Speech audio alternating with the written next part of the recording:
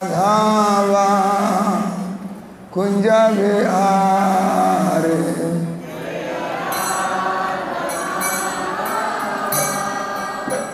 तंदरगा ready जय गोपी जन वल्लभ गिरिवरधारी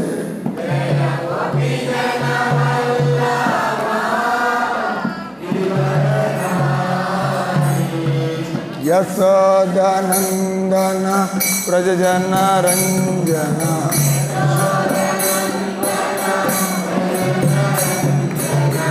यमुना तेरा वनचारे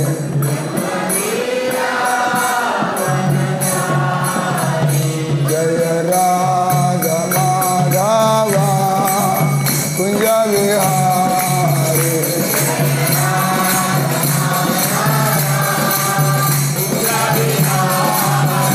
जय गोपी जन वल्लभ गिरिवरधारी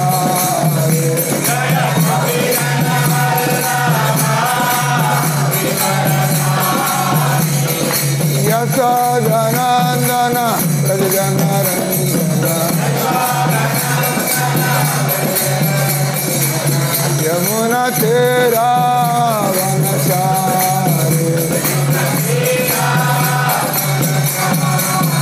जय राधा माधवा कुंज विहारे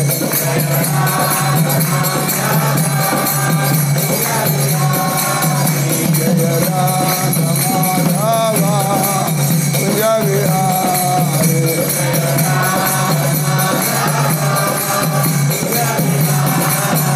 जय गौरानिताय जय गौरानिताय गौरानिताय जय गौरानिताय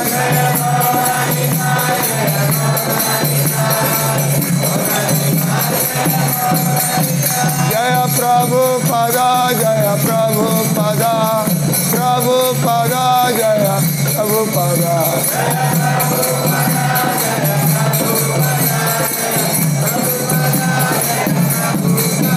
हरे बाल हरे बाल हरे बाल हरे बाल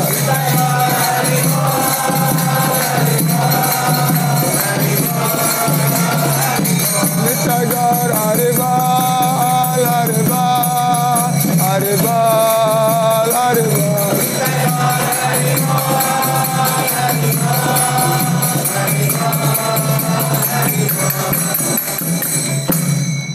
कलियुग धर्म हरिनाम संकीर्तन की कलियुग अवतारे गौरंग महाप्रभु की जगत गुरु श्रील प्रभुपाद महाराज की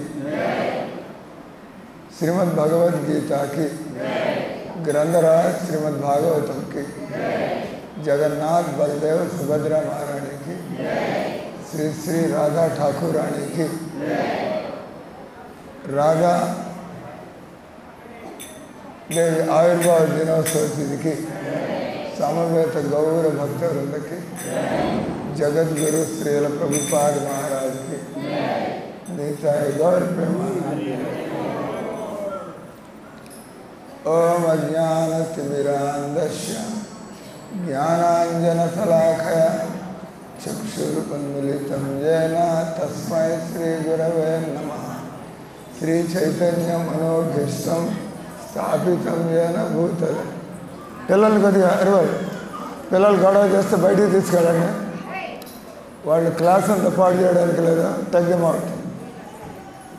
పిల్లలు ఎవరిని గొడవ చేస్తున్న కొద్దిగా బయటికి తీసుకెళ్ళండి ఒక క్లాస్ అయ్యేదాకా.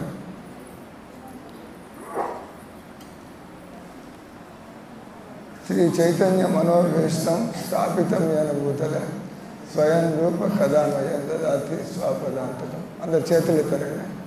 जय श्री कृष्ण चैतन्य प्रभु नित्यानंद श्री अद्वैत गदाधर श्रीवासादि गौर भक्तवृंद। हरे कृष्णा कृष्णा कृष्णा हरे हरे हरे राम राम राम गट्टिगा हरे कृष्णा कृष्णा कृष्णा हरे हरे राम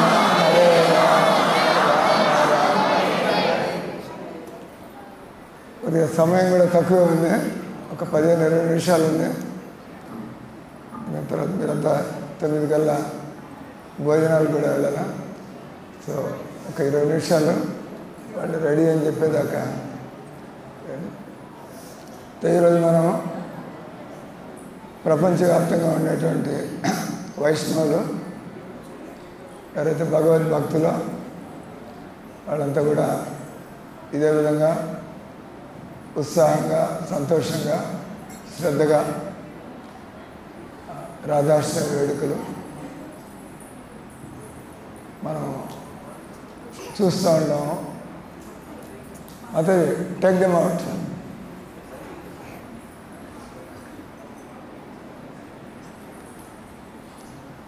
మనం చాలా చోట్ల మనం చూస్తే ఒంటి కృష్ణుడి విగ్రహం పెట్టడం, లేదా కేవలం హనుమంతుడి విగ్రహం పెట్టడం, ఇట్లంతా ఇదంతా కూడా శాస్త్రాలు చదవకుండా, మనం గురువుల దగ్గర నుంచి నేర్చుకోకుండా, మనకి డబ్బులు ఉన్నాయి కాబట్టి మందిరాలు కట్టేయడం. మేము అట్లాంటి వాళ్ళు అడుగుతూ ఉంటాం, మీరు మందిరం కట్టింది దేవుడిని సతాయించడానికే, సేవ చేయడానికి. మీరు దేవుడికి సేవ చేయాలంటే నేర్చుకోవాలి, దేవుడికి ఎట్లా సేవ చేయాలి. సో కృష్ణుడిని మనం ఆది పురుషుడు అంటాము. కాబట్టి రాధా మహారాణి ఆది పరాశక్తి. దీని యుగల్ సర్కార్. మామూలుగా గవర్నమెంట్కి ఒక హెడ్ ఉంటాడు, ప్రధానమంత్రి, రాష్ట్రానికి ముఖ్యమంత్రి. మీరు ముఖ్యమంత్రి గారు ఆయన పెళ్ళాన్ని కూడా ఇష్టం వచ్చినట్టు పరిపాలించడానికి లేదు. చంద్రబాబు నాయుడు గారు ముఖ్యమంత్రి కాబట్టి ఆయన పెళ్ళం కూడా ఏం చెబుతుంటుంది, ఆయన బయటికి రావడానికి లేదు. ఆయన పనులు అది అల్లెస్ ఆవిడ కూడా ఒక ఎమ్మెల్యేగా ఎలక్ట్ అయ్యి, అంతే కదా. కాబట్టి మనకు ఒక హెడ్ ఉంటారు. వాళ్ళు ఇద్దరి పెత్తనం ఉన్నా కూడా మళ్ళీ ఎవరో ఒకళ్ళు వినాలా, అంటే ఒకళ్ళ. ఆ రకంగా రాధాకృష్ణులు ఈ ప్రపంచం అంతా కూడా లక్ష్మీనారాయణులు, రాధాకృష్ణులు. ప్రశ్నలు వస్తాయి, లక్ష్మీనారాయణులు ఏంటి, రాధాకృష్ణులు ఏంటి. మనం ఇవన్నీ కూడా మనం చెప్పుకునే 20 నిమిషాల్లో. అందుకనే మీకు ఆది పురుషుడు. ఆది పురుషుడు అంటే దాని అర్థం, మరి రాముడు ఎవరయ్యా, కృష్ణుడి నుంచి వచ్చాడు. మరి వెంకటేశ్వర ఎవడయ్యా, కృష్ణుడి నుంచి వచ్చాడు. మీరు ఎట్లా చదువుతారు, అట్లా భగవద్గీత చదవండి, భాగవతం చదవండి. మీరు భగవద్గీత అమ్మలో ఒక పిక్చర్ ఉంది. భగవద్గీత మీరంతా కూడా కొంత మీకు తెలిసే ఉంటుంది, టీవీ సీరియల్స్ చూసి. కృష్ణుడు ఆయన తన విరాట్ రూపాన్ని చూపించాడు, మొత్తం నాలోనే ఉంది. ఈ 3 దేవతల్ని నాలోనే చూడండి, ఈ అనంత బ్రహ్మాండాన్ని నాలోనే చూడండి, ఈ సృష్టి ప్రళయాన్ని నాలోనే చూడండి, అంత చూపించాను. అప్పుడు అర్జునుడు ఏమన్నాడు, నేను తట్టుకోలేకపోతున్నా. అంటే ఒక సామాన్య వ్యక్తి ఈ విశ్వంలో ఇదంతా జరుగుతుంటే మరి కళ్ళు తిరిగినట్టు అవుతుంది, మన వల్ల కాదు. వెంటనే అర్జునుడు భయపడిపోయి, ఇవన్నీ నేను చూడదలుచుకోలేదు, మీరు మీ సౌమ్యమైనటువంటి, మీ సౌందర్యవంతమైనటువంటి మీ ద్విభుజ రూపాన్ని మళ్ళీ మీరు చూపించండి. దానికి ముందు ఇంకోటి అంటాడు ఆయన. ఎందుకంటే ఈ ప్రపంచంలో మామూలుగా అందరికీ విష్ణుమూర్తికి 10 అవతారాలనే అభిప్రాయం కదా. మామూలుగా మనం సినిమాల్లో చూసేది, మనం అక్కడక్కడ వినేది, విష్ణుమూర్తికి 10 అవతారాలు ఉన్నాయని చెప్పి. బట్ అర్జునుడు దానికి సంబంధించి కూడా భగవద్గీతలో ముందరే అడుగుతారు, మీరు మీ చతుర్భుజ రూపాన్ని చూపించండి. తేనైవ రూపేణ చతుర్భుజేన, ఇది 11వ అధ్యాయంలో. మీరు ఎప్పుడు కిరీటనం గదినం చక్రహస్తం 4 భుజాల్లో ఆయన శంఖ చక్ర గదా పద్మాలతో దర్శనమిస్తాడు. ఆ తర్వాత ఆయన తన వాస్తవం అంటే నారాయణుడు కూడా మూలం కృష్ణుడు. ఇది భగవద్గీతలో భగవంతుడు చెబుతుంది. కాబట్టి కృష్ణుని ఆది పురుషుడు, రాధారాణిని ఆది పరాశక్తి.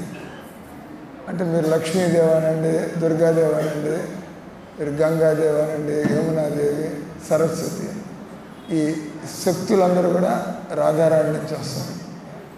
కొంతమంది గోలోకంలో వైకుంఠంలో అక్కడ లక్ష్మీదేవి, ఈ సీతాదేవి, మరి దుర్గాదేవి ఈ భౌతిక జగత్తులో.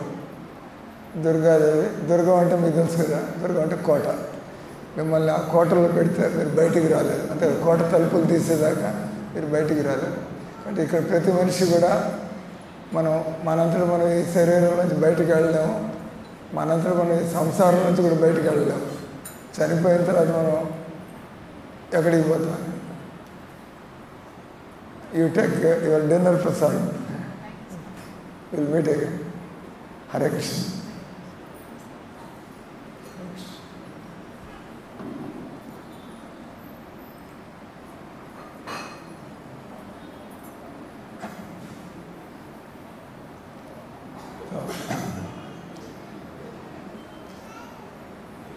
ఇవన్నీ కూడా రాధారాణి యొక్క విస్తారాలు, భౌతిక జగత్తుల విస్తారాలు, ఆధ్యాత్మిక జగత్తుల విస్తారాలు. మనందరికీ ఈ విషయాలు ఇవన్నీ కూడా మన బుద్ధికి అందేటువంటి విషయాలు కాదు. ఎందుకంటే బుద్ధి కూడా భౌతికమైంది. భగవద్గీత 7వ అధ్యాయంలో భగవంతుడు అన్నాడు, భూమిర్ ఆపో అనలో వాయు కమ్మనో బుద్ధిరేవచ అహంకార ఇతియమే భిన్న ప్రకృతి రసద. భగవంతుడి భూమి, జలము, అగ్ని, వాయువు, ఆకాశం ఇవన్నీ మనం చూస్తున్నాం. తర్వాత ఆయన 8 అన్నాడు, ఇవి 5 అయినది పంచభూతాలు. తర్వాత భూమి, అగ్ని, జలం, వాయువు, ఆకాశం, మనస్సు, బుద్ధి, అహంకారం. వీటిని కమ్ మనో బుద్ధి రేవచ. కమ్ అంటే ఆకాశం, మనో బుద్ధి రేవచ అహంకార ఇతియం. ఈ విధంగా ఇవన్నీ కూడా ఈ భౌతిక జగత్తుకి చెందినట్టు మన బుద్ధి. అందుకే జనాలు ఎవరికి దేవుడు అర్థం కావట్లేదు. ఆయన పిహెచ్డీ చేశాడు, నోబెల్ ప్రైజ్ తెచ్చుకున్నాడు, పెద్ద సైంటిస్ట్. కానీ ఆత్మ అంటే ఏంది, దేవుడు అంటే ఏంటంటే ఐ డోంట్ నో, నథింగ్. ఉందా లేదా ఏంటి, నథింగ్ టు సే. కానీ ప్రపంచం దృష్టిలో ఆయన ఒక పెద్ద సైంటిస్ట్. కొంతమంది నిజమైన సైంటిస్ట్ ఉన్నాడు, ఐన్స్టీను, న్యూటన్, వాళ్ళంతా కూడా భక్తులు. వాళ్ళంతా కూడా ఒప్పుకున్నారు. న్యూటన్ ఏమన్నాడు, ఆయన మనకి తెలుసు న్యూటన్ గొప్ప సైంటిస్ట్, ఆయన ఎన్నో ఆవిష్కారాలు చేశాడు. కానీ ఆయనతో మాట్లాడినప్పుడు ఆయన ఏమంటాడు, మనుషులు మనమంతా తెలుసుకున్నంతా కూడా సముద్రపు ఒడ్డున ఇసుక ఉంటుంది కదా, సముద్రపు ఒడ్డు అంతా కూడా ఇసుక. మనుషులు తెలిసింది ఒక పిడికెడు ఇసుక మీరు చేతిలో తీసుకున్నట్లయితే సముద్రపు ఒడ్డు నుండి ఇసుకతో పోలిస్తే పిడికెడు ఇసుకకి ఏమన్నా గుర్తింపు ఏమైనా ఉందా? నథింగ్ కదా. ఆ రంగం మనుషులు ఏమేమి తెలుసుకుంటున్నా కూడా అదంతా కూడా మిడిమిడి జ్ఞానం. ఆ భగవద్గీత ఒక్కటి మీరు గట్టిగా తెలుసుకున్నారంటే మీరు ఎలాంటి సైంటిస్టులైనా కూడా మీరు ఓడించవచ్చు. ఈయన అదే చేశారు. ప్రభుపాద ప్రపంచంలో యూనివర్సిటీల్లో, కాలేజీల్లో సైంటిస్టులు అందరికీ వస్తాయి. వాళ్ళు ఆయన అడిగే ప్రశ్నలకి వాళ్ళంతా కూడా అంటారు. ఆయన వాళ్ళని ఎట్లా చెప్పాడు తెలుసా, మీరు నవ్వుతారు ఈ విషయం ఏంటి. ఆయన ఏమన్నాడు, మీరు ప్రతి డిపార్ట్మెంట్లో కూడా రీసెర్చ్ డిపార్ట్మెంట్ ఉంది కదా, మీరు దేనికైనా పోండి, బాటనీ, ఎంఎస్సీ అయిపోయింది, పిహెచ్డీ అయింది, ఒక ప్రొఫెసర్ గారు ఉంటారు. ఆయన ఉంటాడు, ఆయన మళ్ళీ పిహెచ్డీ క్యాండిడేట్స్ని తీసుకుంటూ ఉంటాడు, వాళ్ళ చేత రీసెర్చ్ చేస్తుంటారు. అంటే వాళ్ళకి ఇంకా తెలుసుకునే విషయాలు చాలా ఉన్నాయని అర్థం. ఎప్పుడు దాకా వాళ్ళు రీసెర్చ్ అంటున్నారు అంటే మాకు అంతా తెలియస్తాను. అంతా తెలియకపోతే మీరు ఎందుకు మాట్లాడుతున్నారు? మరి తెలియకపోతే మీరు ప్రొఫెసర్ ఎందుకు అయ్యారు? తెలిస్తే గ్యారంటీగా మాట్లాడండి. అందుకే వాళ్ళు ఇటువంటి ప్రశ్నలకి సమాధానం ఇవ్వలేరు. అటు ప్రభుపాద అన్నాడు, మీరంతా ఇంకా రీసెర్చ్ చేస్తున్నారు అంటే మీరు ఇంకా తెలుసుకోవాల్సిన విషయాలు చాలా ఉన్నాయి. ఎప్పుడు దాకా మీరు భగవద్గీత చదవరో, భాగవతం చదవరో మీరు నేర్చుకోవాల్సింది ఇంకా మిగిలే ఉంది. వేదాంతం అనే శబ్దం ఉంది కదా, వేదాంతం, వేదము, వేదాంతం. 15వ అధ్యాయం భగవద్గీతలో 15వ శ్లోకంలో భగవంతుడు ఈ శబ్దాన్ని వాడతాడు. ఏమంటాడు అక్కడ? సర్వస్య చాహం హృది సన్నివిష్ట మత్తస్మృతిర్జ్ఞానమపోహనంచ వేదైశ్చ సర్వై అహమేవ వేద్యో వేదాంతకృత్ వేద విదేవచ. భగవంతుడు నేను వేదాలన్నీ రాసినటువంటి వాడిని, నేను వేదాల యొక్క ప్రయోజనం తెలిసినటువంటి వాడిని, నేను వేదాలు రాసిన వాడిని, నేను వేదాలు ఎందుకు రాశానో నాకు తెలుసు, వేదాల నుంచి తెలుసుకోవాల్సింది నన్ను తెలిసి పారేశాను అక్కడ. అంటే మీరు జీవితంలో మీరు భగవంతుని స్పష్టంగా తెలుసుకుని ఆయన అవసరం నాకుంది, ఆయనతో సంబంధం నాకుంది, అది పొందడం జీవిత ఉద్దేశం. మనం కోటీశ్వరులైనా, మనం పెద్ద పెద్ద డాక్టర్లైనా, మనం ప్రధానమంత్రులైనా భయం అనేటువంటిది, టెన్షన్లు అనేటువంటివి, సమస్యలు అందరికీ ఉంటాయి. కానీ ఎవరికైతే ఈ భగవద్గీత జ్ఞానం, ఇది టెన్షన్లు సమస్యలు శరీరానికి, అంటే వాళ్ళకి అది కూడా అర్థం కావట్లేదు. ఈ భూమి మీద ఉన్నంత వరకు మనకి టెన్షన్లు సమస్యలు మనకి తప్పు. ఎందుకంటే శరీరానికి ఏ రోజు ఏమవుతుంది, కాలంతో ఈ శరీరం మారుతుంది. రేపు ఏం వచ్చి పడుతుందో మనకి తెలియదు. కాబట్టి ఇది ఎప్పుడు ఆగేటువంటిది లేదు. కానీ దీన్ని పక్కన పడేసి దాన్ని ఏమంటారు? సాదా జీవితం.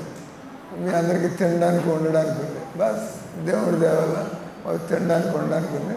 ఇంకా నేను నా ఆత్మ, నన్ను నేను తెలుసుకోవాలా, నాకు దేవుడికి ఉండే సంబంధాన్ని తెలుసుకోవాలా. దీనికోసం మానవ జన్మ. కనీసం 60 ఏళ్ళు వచ్చిందంటే రిటైర్మెంట్ అంట. రిటైర్మెంట్ దాని అర్థమైంది, నువ్వు ఇప్పుడు దాకా చేసినటువంటి సంసార పనులకు ఆపు చేయి, శేష జీవితాన్ని నీకు కొద్దిగా టైం మిగిలింది. ఈ టైంలో కనీసం ఇప్పుడు భగవద్గీత చదువు. ఎవరికైతే 60 ఏళ్ళు దాటుతాయో, 60 ఏళ్లలో మంచి వయసులో ఉన్నప్పుడు చేయలేకపోతే ముసలాళ్ళే మీరు ఇంకా ఈ కుర్రాళ్ళతో, ఉదాహరణకి ఒలింపిక్ గేమ్స్ జరుగుతూ ఉంటాయి. ఒలింపిక్ గేమ్స్లో ఈసారి ఇట్లాంటి కుర్రాడు ఆయన గోల్డ్ మెడల్ కొడతాడు. మళ్ళీ నెక్స్ట్ ఒలింపిక్స్ 5 ఏళ్ల తర్వాత వస్తాయి. ఈ లోపల ఇంకో కుర్రాడు వస్తాడు, తోచి పారేస్తాడు. ఎందుకంటే ఈయనకి ఆ కుర్రదనం లేదు కదా. అంటే ఈ సంసారంలో మనం 60 ఏళ్ళ దాకా అది ఇది చేస్తాం. ఆ తర్వాత మనం పనికిరాము. మనం జనాలు కూడా మీ చేతులు వణుకుతున్నాయి సార్, మీరు కొద్దిగా ఎఫిషియెంట్గా. వెస్ట్ బెంగాల్లో బుద్ధదేవ్ భట్టాచార్య అని చెప్పి ఆయన 4 మాటలు, మన మోడీ గారిలాగా 4 మాటలు వెస్ట్ బెంగాల్కి ముఖ్యమంత్రి అయ్యాడు, సిపిఎం కమ్యూనిస్ట్ పార్టీకి. ఆ తర్వాత కూడా వేరే నాయకులు వస్తే పోటీలు ఉన్నాయి. ఇంకోటి వచ్చిన వాడు ఎందుకు నేను కావచ్చు కదా, కొట్టుకు వస్తున్నారు. అందుకని వాళ్ళంతా పోయి మళ్ళీ ఏమన్నారు, ఆ బుద్ధదేవ్ భట్టాచార్య సార్ మళ్ళీ మీరే ఉన్నాడు అంటే, ఆయన కాళ్ళు వణుకుతున్నాయా, నా తలకాయ పని చేయట్లేదు, నేనేం పని చేయగలను, ఇంత పెద్ద రాష్ట్రానికి సీఎం కానీ ఏం చేయగలను నా వయసులో. ఆయన వదిలి పారిపోయినాడు, ఆయన నా వల్ల కాదని చెప్పి. అంతే కదా, ఒక వయసు వస్తే మిమ్మల్ని చేసుకున్నవాడు మీరు పనికిరాడు. కాబట్టి కనీసం మనకి 60 ఏళ్ళు వచ్చిందంటే చక్కగా దేవుడి దేవాల మీరు చూసుకోవాల్సిందే. మనకి తినడానికి ఉండడానికి ఉందా, చక్కగా ప్రశాంతంగా భాగవతం చదువుకోవాలా. అంటే మీరు అసలు పుస్తకాలు చదవడమే ప్రారంభించలేదు, 60 ఏళ్ళు గడిచిపోయింది. 60 ఏళ్ళు ప్రారంభిస్తే మీరు ఏదైనా చదువులు చదువుకోవాలంటే మీరు 20 ఏళ్ళ లోపల 25 ఏళ్ళ లోపల చదువుకుంటారా? మీరు 60 ఏళ్ళకి మీరు కొత్త సబ్జెక్టులో అడ్మిషన్ తీసుకుంటే ఏం చేయగలరు? 60 ఏళ్ళకి మీరు ఎక్కడ చేరుకుంటాం? అయ్యే పని కాక. కాబట్టి మనం చక్కగా కనీసం 60 ఏళ్ళు వస్తే మామూలుగా చిన్నప్పటి నుంచి చేయాలి. భక్తి కూడా ప్రహ్లాదు కౌమారే ఆచర్య ప్రాజం. ఈ పనులు ఎంత పని ఉందంటే మీరు చిన్నప్పటి నుంచి చేసినా కూడా అయినా కూడా మనం ఎన్ని మాటలు జన్మెత్తాల్సి వస్తుంది. మనసు దేవుడి మీదకి మరలడానికి ఇవి చేసేవాళ్ళకి తెలుస్తుంది. అందుకే మెల్లిగా వాళ్ళు ఈ జన్మలో కాకపోతే ఈ జన్మలో నేను 60 ఏళ్ళకి భక్తురాలయ్యాను, నా మనస్సు స్వాధీనంలోకి రావటం లేదు, దేవుని మీరు వెళ్ళి ప్రార్థిస్తూ ఉంటారు. వచ్చే జన్మలో నన్ను భక్తులలో పుట్టేది చేయండి. నేను చిన్నప్పటి నుంచే ఈ దారిలోకి వచ్చి నా పని పూర్తి చేసుకుని నేను భగవంతుని చేరుకోవాలి. జీవిత ఉద్దేశం మనం డబ్బు సంపాదించి వదిలేసి ఏ జన్మలో పోతామో తెలియకుండా, నాట్ వెరీ వైస్. తెలివితేటలంటే మనం తినడానికి ఉండడానికి ఉంది, నేను ఎక్కడికి పోతాను. కృష్ణుడు గ్యారంటీ ఇస్తున్నాడు 6వ అధ్యాయంలో, ఎవరైతే నా భక్తి చేస్తారో అటువంటి వాళ్ళు ఎంత చేయగలుగుతారు ఈ జన్మలో? 30-40%. భగవంతుడు అన్నాడు మళ్ళీ అది ప్రాప్య పుణ్య కృతానులోక. ఎవరైతే భక్తి చేస్తారో అటువంటి వాడికి మళ్ళీ జన్మలో ఎక్కడ వదిలేసామో అక్కడి నుంచి మళ్ళీ ప్రారంభమవుతుంది. అందుకే మీరు అప్పుడప్పుడు చూస్తూ ఉంటారు, కొంతమంది పెద్ద పెద్ద వాళ్ళు ఇంకా భక్తిలోకి రావటం లేదు, ఇట్లాంటి కుర్రాళ్ళు వచ్చేసి భక్తి చేస్తూ ఉంటారు. అంటే వాళ్ళు పురోగమనం చేసుకున్నారు. మళ్ళీ మనసు మామూలుగా ఆ వయసులో క్రికెట్ అని, సినిమాలని, చదువులని, ఈ గర్ల్ ఫ్రెండ్స్, బాయ్ ఫ్రెండ్స్ అటు తిరుగుతూ ఉంటారు. కొంతమంది ఇట్లా చేస్తారు. ఏమి అంటే పూర్వజన్మలో కొంతమంది భగవంతుడు మళ్ళీ గుర్తు చేస్తున్నాడు. ఆ తెలివితేటలు వస్తున్నాయి జీవితంలో. ఏది నేను ఎప్పుడూ చేయగలుగుతాను, ఏది నాకు నిజమైన ఆనందాన్ని ఇస్తుంది. ఈ కొద్ది మాటలతో రాధారాణి గురించి, రాధారాణి ఆమె జన్మ గురించి వింటే ఆమె మామూలు మనిషి కాదు. She is not an ordinary lady. Krishna is not ordinary person. Krishna is not also great person. ఆయన ఏదో గొప్ప వ్యక్తి కాదు. గొప్ప వ్యక్తుల పేరు చాలానే ఉన్నారు, కానీ మీరు గొప్ప వ్యక్తుల పేరు కృష్ణుని పెట్టడానికి లేదు. కృష్ణుడు ఆయన దేవుడు. గొప్ప వ్యక్తులు ఎంతోమంది ఉన్నారు, రాజా మహారాజులు, కానీ కృష్ణుడిని ఎవరితో పోల్చడానికి లేదు. ఎందుకంటే ఆయన దేవుడు. ఒకడికి సైన్స్ వచ్చు, ఒకడికి ఆటలు వచ్చు, ఒకడికి డ్యాన్స్ వచ్చు, కానీ కృష్ణుడికి అన్నీ వచ్చు. ఎవరు ఉన్నారా? అన్నీ వచ్చిన వాళ్ళు. ఒకడికి తెలివితేటలు ఉంటాయి, ఒకడికి డబ్బులు ఉంటాయి, ఒకడికి అందం ఉంటుంది, అది కూడా కొంతకాలం. ఆ తర్వాత కానీ కృష్ణుడు రాధారాణి ఎప్పటికి కూడా వాళ్ళ వయస్సు, వాళ్ళంటారు నవయవ్వన. మనకి యవ్వనం కొంతకాలం ఉంటుంది, 20 ఏళ్ళ నుంచి 40 ఏళ్ళ దాకా. ఆ తర్వాత అటు ముందు మన మనస్సు ఎదగలేదు, ఇటు తర్వాత మన శరీరం మూలపడుతుంది. 20 ఏళ్ళకి ముందు మన శరీరం ఎదగలేదు, మనస్సు ఎదగలేదు. 20 ఏళ్ళ నుంచి ఎదిగిన శరీరం, ఎదిగిన మనస్సు, దాన్ని యవ్వనం అంటాం కదా. 20 ఏళ్ళ నుంచి 40 ఏళ్ళు, 50 ఏళ్ళ దాకా. ఆ తర్వాత శరీరం ఎదిగింది, కానీ మనసు మెల్లిగా మూలపడుతుంది. శరీరం కూడా మళ్ళీ పనికిరాదు. అంటే మనకు కొద్ది కాలమే, 100 ఏళ్లలో మనకి 30 ఏళ్ళు, 40 ఏళ్ళు మనం బాగా యాక్టివ్గా ఉంటాం. అది కూడా లిమిటెడ్. కృష్ణుడు గోవర్ధన పర్వతం ఎత్తాడు, మనం ఎత్తగలం అయింది, మన వల్ల కాదు. కృష్ణుడికి రకరకాల పనులు చేశాడు. అంటే క్లియర్లీ రాధారాణి ఆ వయస్సు. అందుకే భగవంతుని అంటారు కిషోరి కిషోర్. కిషోర్ అంటే యువకుడిని మనం కిషోర్ అంటే కిషోర్ కుమార్. కిషోరి అంటే ఎవరి వయసు అయితే 16 ఏళ్ళ నుంచి 20 ఏళ్ళని దాటి ఉండదు. అందుకే ఇదే ఆశ్చర్యం కాదు. రాధారాణి జగన్మాత, ఆది పరాశక్తి అంటే ప్రారంభంలో. కానీ ఎప్పుడు చూసేవాడు రాధారాణి చిన్న 16 ఏళ్ళ బాలికలాగా ఉంటుంది, అమ్మాయిలాగా. వాళ్ళకి ముసలితనం ఉండదు, రోగం ఉండదు. మన ఆత్మకు కూడా ఉండదని కృష్ణుడు చెబుతున్నాడు. ఎందుకంటే ఆత్మ భగవంతుడి యొక్క అంశం. ఆత్మ కృష్ణుడు భగవద్గీతలో అంటాడు కదా, దేహినో అస్మిన్ యదా దేహే కౌమారం యవ్వనం జర తదా దేహాంతర ప్రాప్తి. ఈ శరీరం యొక్క మార్పులు ఎవరు ఆపు చేయలేరు. ఈ శరీరానికి బాల్యము, యవ్వనము, తర్వాత మధ్య వయస్సు, వృద్ధాప్యము, ఆ తర్వాత మృత్యు. ఇది ఈ భూమి మీదకి వచ్చిన ప్రతి ఒక్కరికి కూడా ఎవరు తప్పించుకోలేరు. కానీ మీరు తప్పించుకోవాలంటే మీ ఆత్మకి కాలప్రభావం లేదు. శరీరం మీద కాలప్రభావం, మన మీద కాలప్రభావం ఉండదు. కాబట్టి మనం అర్థం చేసుకోవచ్చు, మనం చిన్న ఆత్మను, భగవంతుడు పరమాత్ముడు. ఆయన శరీరం రక్తమాంసాలతో, రాధారాణి శరీరం రక్తమాంసాలతో ఉన్న శరీరం కాదు. వాళ్ళ శరీరానికి సావు ఉండదు, ముసలితనం ఉండదు. మనము వాళ్ళ ఫ్యామిలీలో చేరవచ్చు. మనం మానవ జీవితాన్ని ఆత్మ సాక్షాత్కారానికి ఉపయోగించుకున్నట్లయితే మనం కూడా ఇప్పుడు ఈ ప్రభుపాదని మేము పూజిస్తున్నాం.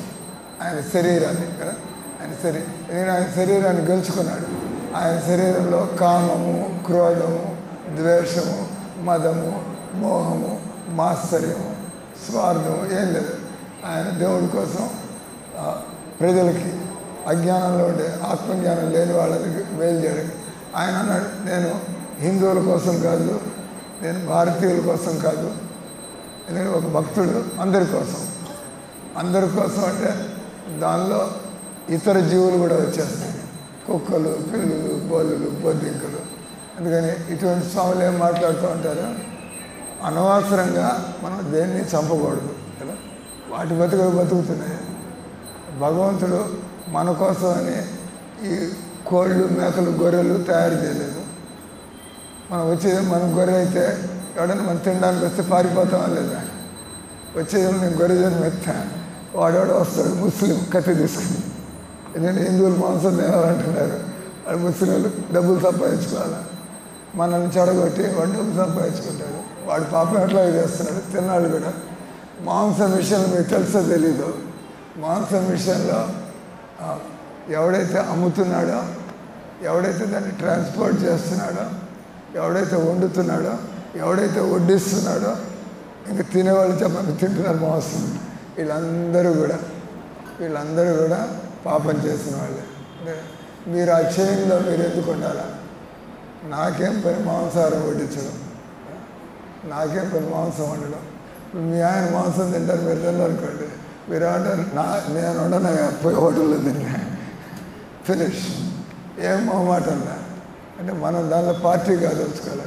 మీరు వచ్చి మీకున్నటువంటి సెంటిమెంట్ పెట్టుకుని మా ఆయన సార్ వండమంటే నేను వండకుండా అట్లుంటా, మీరు తినకపోయినా కూడా మీరు కూడా అనుభవించాల్సింది చేసిన పనికి.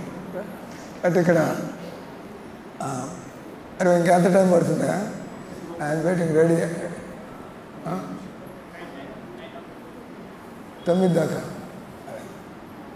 మామూలుగా 8 నుండి 9 పుష్పయాగం అని చెప్పాను. Very late. నేను 9 లోపల 10 నిమిషాల లోపల, ఒక 10 నిమిషాలు. అన్ని విషయాలు చెప్పుకోవడం వీలు కాదు, కొద్దిగా లేట్గా ఏది మీకు చెప్పాలనిపిస్తే బాగుంటుందో అటువంటి విషయాలు కొద్దిగా టచ్ చేస్తూ పోతున్నా. రాధారాణి గురించి, ఆమెని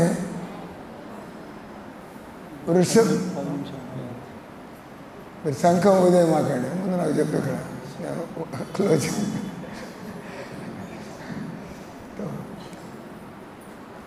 మామూలుగా అంటాం రాధారాణి తల్లిదండ్రులు, వృషభాను మహారాజు, కీర్తింజా సుందరి. మరి రాధారాణి జగన్మాత అయితే మళ్ళీ రాధారాణికి తల్లిదండ్రులు లేని ప్రశ్న కదా. రాధాకృష్ణులకి ముందు ఎవరూ లేరు, రాధాకృష్ణులకు ముందు వైకుంఠాలు కూడా లేవు. భగవంతుడు సంకల్పించినప్పుడు అంతా కూడా అందుకే అంటారు మొదట్లో ఉన్నది రాధాకృష్ణులు, మధ్యలో ఉన్నది రాధాకృష్ణులు, వాళ్ళ శక్తే. మనమంతా కూడా వాళ్ళ శక్తే. మన శరీరం రాధాకృష్ణుల యొక్క భౌతిక శక్తి, మన ఆత్మ రాధాకృష్ణుల యొక్క ఆధ్యాత్మిక శక్తి. కృష్ణుడు 2 శక్తులు ఉన్నాయి అన్నాడు కదా. అపరేయం ఇతసన్యం ప్రకృతిని విద్యమే పరం జీవభూతం మహాభావో ఏదం ధార్యతే జగత్. ఈ 8 కాకుండా భూమి, జలము, అగ్ని, వాయువు, ఆకాశం, మనస్సు, బుద్ధి, అహంకారం ఇవన్నీ మెటీరియల్. అది కాకుండా లోపల ఒక జీవశక్తి అనేటువంటిది భగవంతుడి చేత. మనం ఆ శక్తికి చెందిన వాళ్ళం కాబట్టి ఈ 2 కూడా భగవంతుడి యొక్క శక్తులు. ఎందుకంటే భగవంతుడికి 3 రకాల శక్తులు ఉన్నాయంటారు. ఒకటి వచ్చి మనం చూసి ఈ చెక్క, గుడ్డ, ఇవన్నీ కూడా జడశక్తి. జడశక్తి అంటే పదార్థం. రెండోది జీవశక్తి, ఆత్మలు. మనలో పైన శరీరం ఉంది, లోపల ఆత్మ ఉంది. మనల్ని ఏమంటారు తటస్థ శక్తి. అంటే మనకి శరీరం ఉంది, లోపల ఆత్మ ఉంది. అంటే ప్యూర్ ఆధ్యాత్మిక వ్యక్తులు ఎప్పుడైనా భగవంతుడు లోకం నుంచి రామానుజాచార్యులు, మధ్వాచార్యులు, ఇట్లాంటి వాళ్ళు భగవంతుని లోకం నుంచి వస్తారు. వాళ్ళ శరీరాలు మన శరీరాలుగా సాధన చేయాలా, భజన చేయాలా అవసరం లేదు. వాళ్ళు వచ్చేదే కారణ జన్ములు. అంటే వాళ్ళ ఆధ్యాత్మిక వ్యక్తులు అంటారు పూర్తిగా. అంటే వాళ్ళు మామూలుగా చనిపోలేదు. ఈ రామానుజాచార్యులు, మధ్వాచార్యులు ఇదంతా దివ్యమైనటువంటి వాళ్ళ జీవితాలు. మనం అంతా కూడా దీనికి ఉదాహరణ చెబుతూ ఉంటాం. మీరు కోటీశ్వరులు ఇంట్లో పుడతారు, అప్పుడేమంటారు ఏమో కోటీశ్వరులు. ఒకడు పుట్టలేదు కోటీశ్వరుల ఇంట్లో, కానీ కష్టపడి కొంతకాలం తీసుకొని ఆయన కూడా ₹1,00,00,000 సంపాదిస్తాడు. ఆయన కూడా ఆ కుబేర్ లిస్టులో చేరతాడు కదా, కోటీశ్వర లిస్టులో చేరతాడు. ఆ రంగం మనం కొంతమంది భగవంతుడు లోకం నుంచి వస్తారు. వాళ్ళు చదువుతారు, నువ్వు ఈ విధంగా సాధన చేస్తే, నువ్వు ఈ విధంగా భక్తి చేస్తే నువ్వు కూడా ఆత్మసాక్షాత్కారాన్ని పొందగలవు. వాళ్ళు ఆధ్యాత్మిక వ్యక్తులు మనకు గుర్తు చేయడానికి వస్తారు. నువ్వు కూడా ఆత్మస్వరూపుడివి, నువ్వు ఈ విధంగా చేస్తే నువ్వు కూడా ఈ శరీరాన్ని గెలుచుకోగలవు. కాబట్టి ఈ తేడా మనకి వాళ్ళకి. కాబట్టి ఇక్కడ మనం చెప్పుకుంటుంది, మీరు దేవుణ్ణి తెలుసుకోవాలంటే మీరు ముందు ఆత్మస్థాయికి రావాలి. మేము కూడా కొద్దిగా మాట్లాడుతున్నామంటే, కొద్దిగా విషయాలు మాట్లాడుతున్నామంటే, మేము ఎన్నేళ్ళ నుంచి టీ కాఫీ లేకుండా, ఉల్లిపాయలు లేకుండా తెల్లారుదామని లేచి రోజుకి కనీసం ఇన్ని గంటలు, అప్పుడు కొద్దిగా ఈ మనస్సు ప్రభావం నుంచి కొద్దిగా బయటకు వచ్చి అప్పుడు ఈ విషయాల గురించి. అందుకే అందరూ కూడా కృష్ణతత్వం గురించి మాట్లాడాల. సంస్థలు ఎన్నో ఉన్నాయి, రెడీ జస్ట్ రైట్ సంస్థలు ఎన్నో ఉన్నాయి. కానీ ఇస్కాన్ వాళ్ళు భగవద్గీత తీసుకుని కృష్ణుడు దేవుడు అంటున్నారు. భగవద్గీతను అందరూ ఒప్పుకుంటున్నారు. మరి అందరూ కృష్ణుడే దేవుడు అని కృష్ణ మందిరాలు ఎందుకు కట్టాలా? రకరకాలుగా వాళ్ళు ఎంత చెడిపోతున్నారంటే, వాళ్ళు మనుషులను కూడా దేవుణ్ణి చేసి సాయిబాబా కూడా చెప్పి ఇవన్నీ చేస్తున్నారు కదా. అంటే వాళ్ళంతా కూడా సెంటిమెంటల్గా పోతున్నారు. అసలు విషయం జీవితంలో గురువుని కలుసుకోవాలా, మనం భగవద్గీతను తెలుసుకోవాలా, మనం నియమాలు పాటించాలా, సాధన చేయాలా. అప్పుడు మీకు భగవన్నామంలో ఉండే ఆనందం ఏంది. సో టైం అయింది. నేను చాలా విషయాలు చెప్పాలని అనుకున్నాను, మనకి టైం లేదు. మీరందరూ భాగవతం తీసుకోండి. భాగవతం తీసుకొని ఎవరైతే 6,000 7,000 ఖర్చు పెట్టగలరో వాళ్ళంతా చక్కగా జీవితంలో నేను తప్పనిసరి ఖర్చు అంటారు. మీరు గుడ్డలు లేకుండా తిరగరు కదా, గుడ్డలు ఖర్చు పెట్టాలా లేదా? తిండి తినకుండా బతకలేము. రోజు తిండి ఖర్చు పెడుతున్నాం, గుడ్డలు ఖర్చు. మరి మన ఆత్మ కోసం ఒక భగవద్గీత, ఒక భాగవతం అది ఉంటే చాలు. మీరు ఇంకా జీవితంలో ఇది నెల నెల ఖర్చు పెట్టేది కాదు. మీరు గుడ్డలు చిరిగిపోయినప్పుడు మళ్ళీ కొత్త గుడ్డలు కొనుక్కోవాలి. ఈ నెల రేషన్ అయిపోయింది, మళ్ళీ రేషన్ కొనుక్కోవాలి. కానీ భగవద్గీత ఒకసారి కొనుక్కుంటే భాగవతం ఒకసారి తీసుకుని మీకు బతుకంతా చదువుకోవచ్చు. One time investment, entire life saved. ఒకసారి అందరూ హరే కృష్ణ, హరే కృష్ణ హరే కృష్ణ కృష్ణ కృష్ణ హరే హరే, హరే రామ రామ రామ